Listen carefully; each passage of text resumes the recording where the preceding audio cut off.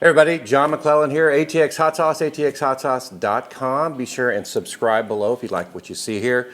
Welcome to part 2 of how to make a Texas Reaper fermented hot sauce. So about 30 days ago, we fermented our peppers and all the other fruits and vegetables in this 1-gallon jar. Today I'm going to show you how to get it all blended up, what else we add to it before we blend. We're going to stick it in the Vitamix blender, get it pasteurized, heat it up, and then we're going to show you how to bottle it, label it, and even put the foil caps on. So hang in there and let's take a look and see how this works. Man, I can't wait to open this up. Texas Reaper, what does that mean? Well, it's my version of a Texas hot sauce made with Carolina Reapers. And if you don't know, Carolina Reapers are very hot. Won second place at the Fiery Foods competition in Dallas this year, 2022. We did the fermentation about 30 days ago, and I'm gonna put it in here. We're gonna add a couple of extra ingredients. We're gonna get it blended up and put it in the blender. So let's start off by saying first that I have sanitized all this. And I know from comments below and some of the other videos that I put up, I know I push sanitize a lot, but I do think it's an important part if you wanna serve a very good, healthy, not gonna kill you hot sauce, right? And you don't want the bottle to explode, right? That's why we're going to do pasteurization. So let's open this puppy up and see how it looks and see how it smells.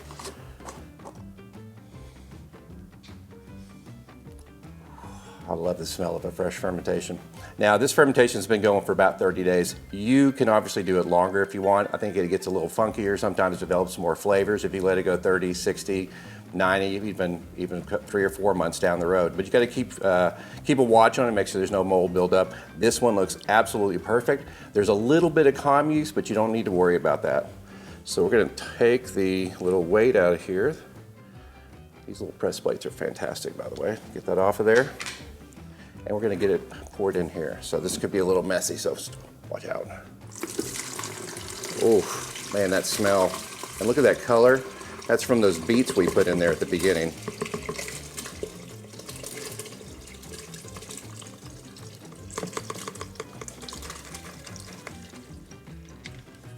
Oh, everything looks really, really good. Let's get everything out of there. Let's get those black peppercorns we added in below. Put this aside. Make sure when you wash this, you don't spray it because it kind of weaponizes the hot peppers and gets it all into the air. So just, put it under running water. All right, now what do we add? So one of the things I found about this recipe is it needs a little sweetness. So we like to take for a gallon jar, we take about 1/4 cup of brown sugar. We're gonna add that right in, okay? And then for every gallon when we make our hot sauces, we put 1 cup of vinegar. Remember, ours is a fermented hot sauce, not vinegar based. So we're just gonna put 1 cup per gallon that we made on the fermentation. At the kitchen, where we make all of our hot sauces, we do 6 to 7 gallon batches, and of course we would add accordingly. So let's get that added in. All right, now let's get our big old immersion blender out and get this thing blended up. All right, let's get this thing blended up with our immersion blender first. Now I do this first to mix all the flavors before I put it in the blender. This is a gallon. My Vitamix is only a 1/2 gallon pitcher, so we've got to do 2 pitchers to put in the hopper for the liquid fill. So that's why I like to blend it up all to begin with. This may be a little overkill. You don't need this. If you don't have one of these or a smaller version of it, you can just use your blender to blend it all together. Let's get this thing going.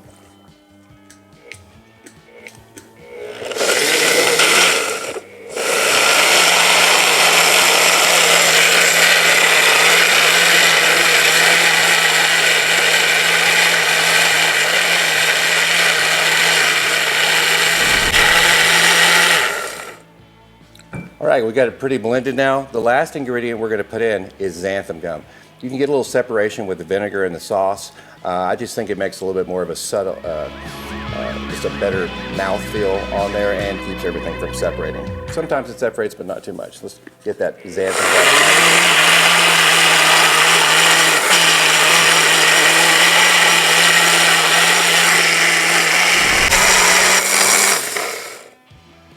All right, we've got it all blended up. We've put the xanthan gum in there. Make sure when you put the xanthan gum, you blend it up really, really well. You want to get it mixed throughout that sauce. All right, guess what? Time for the Vitamix. Get this sauce really going well. We're going to pasteurize it with the Vitamix blender. We're going to bring it up to about 165 degrees. A lot of people ask me, well, why do you pasteurize it? Well, this is an active fermentation right now. If I bottle this and cap it, put it on the shelf somewhere, it's going to continue to ferment, and that ferment releases gases, and you can have a bottle explode. It's happened to me. In fact, you can have one just explode in the cabinet just sitting there, or when you open it, the last thing you want to do is like a volcano shooting out the top. So that's why we do the pasteurization. So let's get the Vitamix blender going, and we'll clean all this stuff up, and I'll show you how we blend that and how we get it in the hopper. All right, let's get this going. Now remember, we're going to bring this to about 165 degrees. The blender, the friction on the blades is actually what brings that temperature up. It's going to take about 8 to 10 minutes to do that, to get to that 165. There's no temperature gauge on here, so make sure you have an instant read thermometer at hand. All right, let's get this going and in here. I want you to watch how the color changes too, from the color it is right now and the texture that we see right now, into a lot silkier, smoother sauce by doing this. Don't overfill. Just a little bit more. There we go. I sanitized all this. I know, too much sanitation, but you can never be too careful. All right, get it turned on the lowest setting, and then you're going to turn it all the way up. And now we wait. All right, we got it up to 165. One of the things I didn't talk about just a few minutes ago was how important it is to use your pH meter. I did it before we added the second container in here. You want anything below a 4.0 on the pH meter. That means it's going to be very acidic with shelf stability. This one actually came out to a 3.1 on the pH scale, so that's actually really good.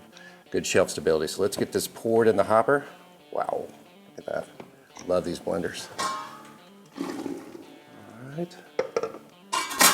Next, let's get it all bottled up. This is my favorite thing. If you're really serious about hot sauce, you got to have one of these. They're very inexpensive. I listed a description and a place to get it online. It's less than 200 bucks. It's easy to clean, easy to take apart. I just love this machine. So let's get it filled. Now, the first bottle I pour out, I always like to pour back in, just because, you know, we've washed it out with water and sanitizer. But let's get that. There we go. Look how beautiful that is. Let's get that first one poured back in.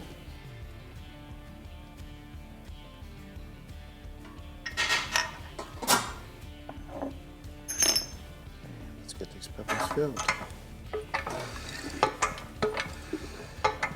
And make sure you go all the way to the top on these, because this liquid is pretty hot. And what happens when it cools down is it constricts, and you don't want the sauce level to be like right here.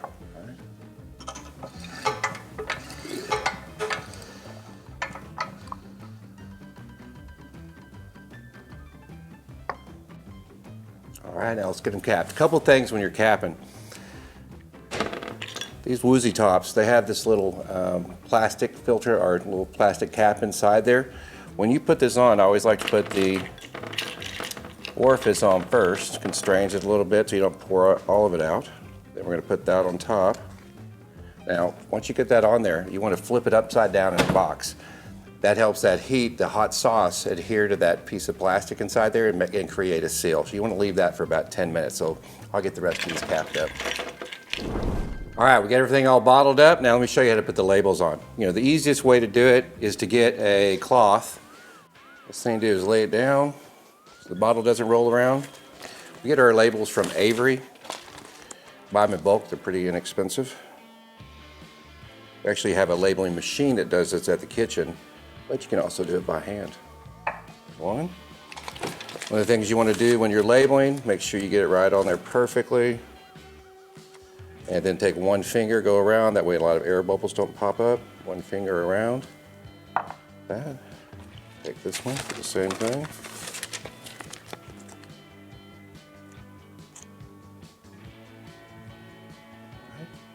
Boom, got the labels on. Now, foil caps, this is the fun part. Find these things on Amazon, a bunch of different stores have them. Amazon's typically the best place to find them. You want to put that on there, got your heat gun. Air dryer. There's also a water bath you can use too. You want to get this hot. Now, you got to be careful when you do this, because you don't want the foil to split. What I like to do is I want to keep this farthest down on here. I like to flip it upside down and then just spin it with my hand. The longer you have the heat gun on, the faster it'll go.